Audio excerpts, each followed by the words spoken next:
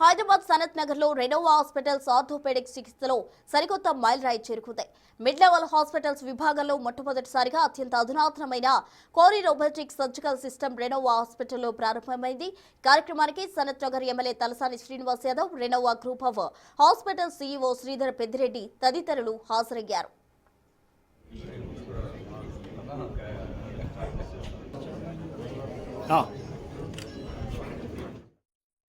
Renova hospital management ప్రధానంగా రాధాకృష్ణ గారు, శ్రీధర్ గారు, వారి యొక్క గ్రూప్ రెనోవా హాస్పిటల్స్ అనేది హైదరాబాద్ వ్యాప్తంగా విస్తరిస్తున్నటువంటి సందర్భంలో ఒక కొత్త టెక్నాలజీ పేషెంట్స్కు చాలా కన్వీనియంట్గా ఉండే విధంగా ఈరోజు మరి రోబోటిక్ సర్జికల్ అని చెప్పి ఈరోజు ఇనాగ్రేట్ చేసుకోవడం.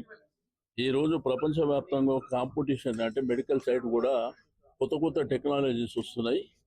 మీకేంటంటే ఈరోజు రోబోటిక్ సర్జికల్ అని మరి ప్రారంభించుకోవడం శుభ పరిణామం.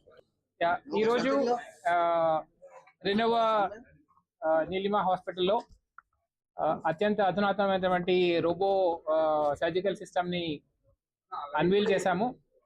దీని ప్రత్యేకతలు ఏంటంటే ఇప్పుడు ప్రపంచంలో ఉన్నటువంటి మోస్ట్ అడ్వాన్స్డ్ రోబో ఇది, సెకండ్ జనరేషన్. దీని ద్వారా మనం చేసేటువంటి ఆపరేషన్స్ అన్నీ కూడా తక్కువ సమయంలో తక్కువ కోతతోని చాలా త్వరగా రికవరీ అయ్యేటటువంటి సౌలభ్యం కలుగుతుంది ఈ రోబో వల్ల. ఇప్పటి వరకు ఈ లొకాలిటీలో ఇలాంటి రోబోటిక్ సిస్టమ్ లేదు, మనము మొట్టమొదటిసారిగా ఇంట్రడ్యూస్ చేస్తున్నాము.